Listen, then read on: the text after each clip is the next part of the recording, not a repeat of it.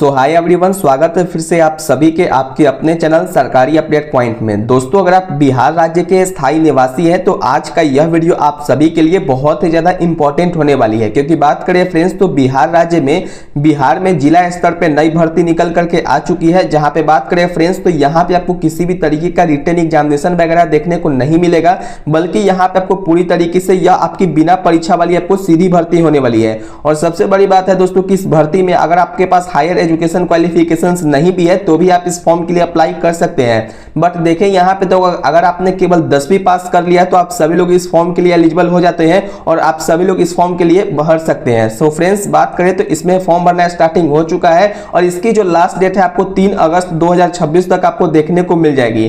तो दोस्तों, अगर आप इस भर्ती के लिए योग्य है तो आपको यह मौका बिल्कुल भी नहीं छोड़ना चाहिए, क्योंकि इस तरीके की वैकेंसी बहुत ही कम निकल करके आती है। और वही बात करें फ्रेंड्स तो आपके अपने डिस्ट्रिक्ट में वर्क करने का आपको यहाँ पे मौका मिल रहा है तो आपको यह मौका बिल्कुल भी नहीं छोड़ना चाहिए। सो फ्रेंड्स, आज की इस वीडियो में हम लोग डिटेल में समझेंगे कि इस भर्ती के लिए कौन अप्लाई कर सकता है, क्या इसके लिए योग्यता होने वाली है, चयन की प्रक्रिया किस तरीके से होगी, और साथ ही में देखेंगे कि उम्र की सीमा यहाँ पे कहां तक रखा गया, क्योंकि बहुत सारे कैंडिडेट का ज्यादा उम्र हो जाता है, उस कारण से वो अप्लाई नहीं कर पाते। तो चलिए दोस्तों, बिना टाइम को वेस्ट किए हुए सारी इंफॉर्मेशन को लाइन बाय लाइन समझते हैं बिना किसी प्रॉब्लम के साथ।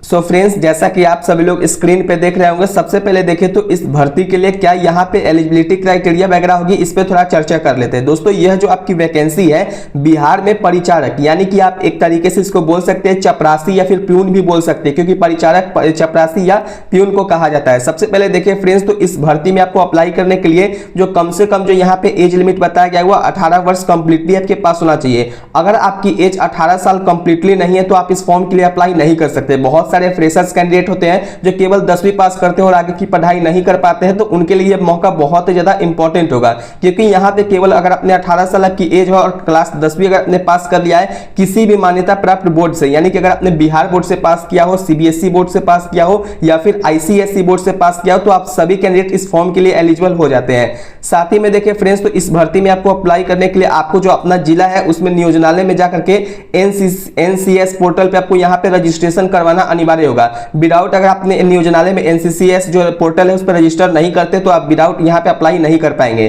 साथ ही में बात करें फ्रेंड्स, तो आपको जो है आवेदन जो है मानसिक रूप से स्वस्थ होना चाहिए, यानी कि अगर आप यहाँ पे वर्क करना चाहते हैं तो आपकी जो मानसिक और फिजिकली दोनों रूप से आप यहाँ पे स्वस्थ होना चाहिए। और देखिए फ्रेंड्स, तो यहाँ पे आपके पास जो नैतिक चरित्र भी अच्छा होना चाहिए, यानी कि कहने का तात्पर्य यह है कि आपके पास किसी भी तरीके का एफआईआर केस मुकदमा वगैरह आपके ऊपर में नहीं होना चाहिए, नहीं तो आपका फॉर्म रिजेक्ट हो सकता है। साथ ही में देखिए फ्रेंड्स, तो आवेदक के पास जो डॉक्यूमेंट्स है वो मैं आपको बता रहा हूं कि इसमें अप्लाई करने के लिए कौन कौन से डॉक्यूमेंट्स आपके पास होना चाहिए। अगर आपके पास यह डॉक्यूमेंट्स नहीं है तो आप यहां पे अप्लाई नहीं कर पाएंगे, इसलिए आपको यहां पे ध्यान से आपको इस वीडियो को वॉच करना है। और अगर आपने अभी तक इस वीडियो को लाइक नहीं किया है तो सबसे पहले जाकर के वीडियो को लाइक कर लीजिए। और दोस्तों, अगर आपने चैनल को सब्सक्राइब नहीं किया तो आपको वीडियो पसंद आए तो इस वीडियो को देखने के बाद चैनल को सब्सक्राइब जरूर कर दे।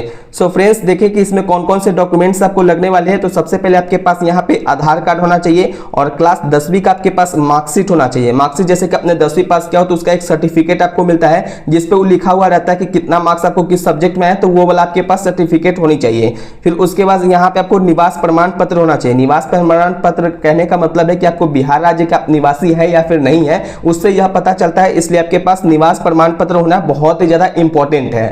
सेकेंड देखिए फ्रेंड्स, तो आपके पास जाति प्रमाण पत्र भी होना चाहिए, क्योंकि आप किस जाति से बिलोंग करते हैं यह इससे पता चलता है। फिर उसके बाद आपके पास एक पासपोर्ट साइज फोटो होना चाहिए जिसका बैकग्राउंड जो है कलरफुल होना चाहिए, बल्कि एक साइज जैसा कि कपड़े का जो कलर है वो कलर में आपको बैकग्राउंड नहीं होना चाहिए।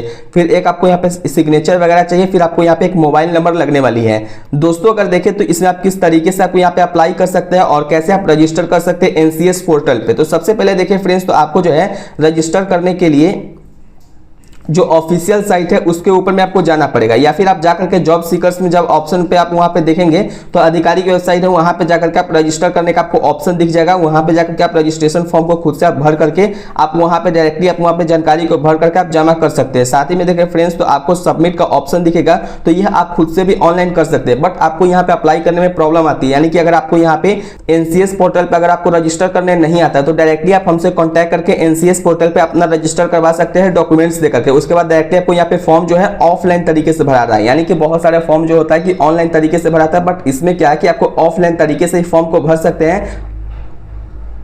तो इससे पहले आपको जो है एनसीएस पोर्टल पर रजिस्टर होना यहाँ पे अनिवार्य है। दोस्तों अगर आपको नहीं पता है कि एनसीएस पर कैसे रजिस्टर किया जाता है तो नीचे कमेंट कीजिएगा, मैं नेक्स्ट वीडियो प्रोवाइड करवा दूंगा। या फिर अगर आप खुद से अगर चाहते अगर अप्लाई आपसे नहीं हो रहा है तो डायरेक्टली हमसे भी अप्लाई करवा सकते हैं मिनिमम चार्जेस में।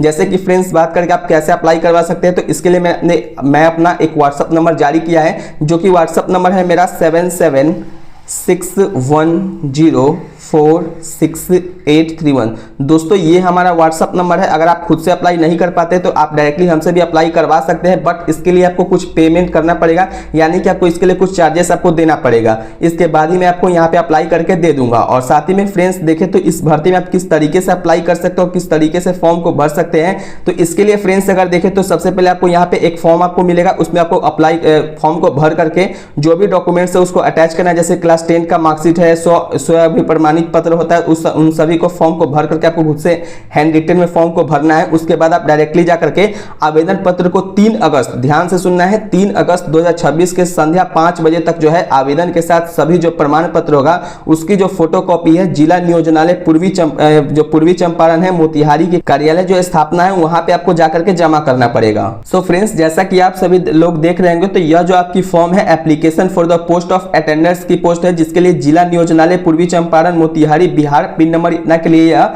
आपको फॉर्म होने वाली है। दोस्तों देखें तो इसमें सबसे पहले आपको एक पासपोर्ट साइज फोटो यहाँ पे चिपकाना पड़ेगा। फिर उसके बाद जो है आपको खुद से हैंड रिटन में कैंडिडेट का नाम लिखना है, यानी कि जो यहाँ पे कैंडिडेट फॉर्म भर रहे हैं उसका अपना नाम लिखना है। और नाम भी किस लेटर में लिखेंगे तो पूरी तरीके से आपको बड़े अक्षरों में लिखना है, यानी कि आपको कैपिटल लेटर का यहाँ पे आपको यूज करना है। फिर फादर या हस्बैंड का जो भी है नेम तो वो यहाँ पे लिखेंगे। फिर माता जी का नाम लिखना है। फिर डेट ऑफ बर्थ आपको क्या है एज पर मैट्रिकुलेशन, यानी कि क्लास 10वीं के सर्टिफिकेट के अकॉर्डिंग आपको यहाँ पे अपना डेट ऑफ बर्थ लिखना है। फिर उसके बाद 1/5/2026 को, यानी कि 1 मई 2026 को आपकी कितनी जन्म हो रही है, कितना आपको डेट ऑफ बर्थ वगैरह हो रही है, कितनी साल का आप हो रहे हैं वो लिखना है।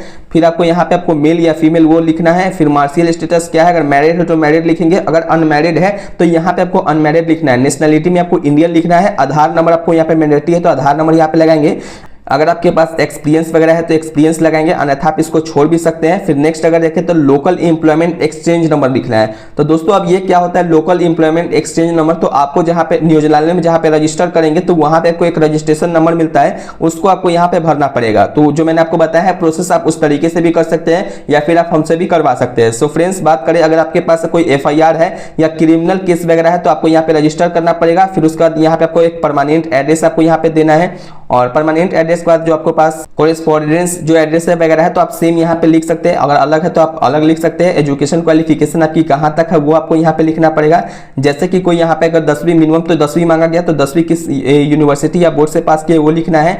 फिर कब आपने पास किया था वो लिखना है, किस डिवीजन से पास किए वो लिखना है, कितना परसेंटेज आया था वो लिखना है, किस ग्रेड पॉइंट से आपने पास किया वो लिखना पड़ेगा आपको। फिर 12वीं का सर्टिफिकेट हो तो आप लगा सकते हैं, सेम यहाँ पे जो आपको लिखा हुआ है ईयर डिवीजन ये सब आपको भरना पड़ेगा। अगर कोई अदर क्वालिफिकेशन है जैसे कंप्यूटर का सर्टिफिकेट है, ग्रेजुएशन वगैरह का, तो आप यहाँ पे डाल सकते हैं। अगर ध्यान रखना है दोस्तों कि अगर आप यहाँ पे तीनों का अगर यहाँ पे मेंशन करते हैं तो उसका फोटोकॉपी अटैच करके आपको यहाँ पे लगाना पड़ेगा। और दोस्तों देखें तो आप इसमें कितने डॉक्यूमेंट को अटैच किए, जैसे कि यहाँ पे नंबर ऑफ 3 डॉक्यूमेंट है तो 3 लिखेंगे, 4 डॉक्यूमेंट को अटैच किए तो 4 लिखेंगे, 5 डॉक्यूमेंट है तो 5, इस तरीके से आपको यहाँ पे लिखना पड़ेगा। फिर यहाँ पे आपको यहाँ पे अपना सिग्नेचर करना है, सिग्नेचर ऑफ द एप्लीकेंट लिखा होता है, सिग्नेचर आपको करना है। फिर कहाँ से आप फॉर्म को भरे हैं तो उस प्लेस को लिखना है। फिर आज का जिस डेट को भरे उस डेट का यहाँ पे आपको मेंशन करना पड़ेगा। तो दोस्तों जैसा कि आप सभी लोग स्क्रीन पे देख रहे होंगे यह जो आपकी वैकेंसी है बिहार सरकार युवा रोजगार एवं कौशल विभाग के द्वारा निकाला गया है। ये मैंने आपको इसलिए दिखा दिया क्योंकि बहुत सारे कैंडिडेट को लगता है कि यह कोई फेक वैकेंसी है, या फिर उनको लगता है क्या कि यह फेक वैकेंसी होने के साथ साथ जो है कि आपको यहाँ पे इस वीडियो में फेक वगैरह वीडियो बना देता हूँ। तो उन लोगों के लिए मैं बता रहा हूँ कि यह कोई फेक वीडियो नहीं है, बल्कि यह आपको रियल वैकेंसी है जिसका ऑफिशियल नोटिफिकेशन भी रिलीज किया जा चुका है। दोस्तों अगर देखिए इसकी ऑफिशियल नोटिफिकेशन की तो 24 जुलाई 2026 को इसका ऑफिशियल नोटिफिकेशन को रिलीज किया गया था और इसकी जो लास्ट डेट है 3 अगस्त 2026 तक आप इसमें फॉर्म को अप्लाई कर सकते हैं। अगर आपको यहाँ पे फॉर्म नहीं मिलता है तो डायरेक्टली आप हमसे व्हाट्सएप पे कॉन्टैक्ट करके फॉर्म का PDF और ऑफिशियल नोटिफिकेशन का PDF ले सकते हैं और जो भी जानकारी आपको समझना है वहां पे समझ सकते हैं। बट इसके लिए आपको पहले 49 रुपीज पहले आपको यहाँ पे पेड करने पड़ेंगे। और यह पेड करना क्यों पड़ेगा, क्योंकि आपको जो 49 रुपीज है, ये जो 49 रुपीज है, आपको अगर व्हाट्सएप पे कोई अगर आपको हेल्प चाहिए तो इसके लिए आपको सर्विस फीस के रूप में आपको पहले 49 रुपीज पहले आपको यहाँ पे पेड करने पड़ते हैं। उसके बाद ही में आपको कोई भी हेल्प या फिर फॉर्म का PDF के लिए हो या फिर कोई भी अन्य इन्फॉर्मेशन के लिए हो सो फ्रेंड्स, उम्मीद करता हूं कि आप लोगों के लिए यह वीडियो अच्छा लगा हो। अगर आपको यह वीडियो अच्छा लगा हो तो इस वीडियो को लाइक जरूर करें और अपने चैनल सरकारी अपडेट पॉइंट को सब्सक्राइब करें। तो चलिए दोस्तों, बिना टाइम को वेस्ट किए हुए इस वीडियो को यहीं पे एंड करते हैं। तब तक के लिए जय हिंद, जय बिहार, वंदे मातरम। धन्यवाद दोस्तों।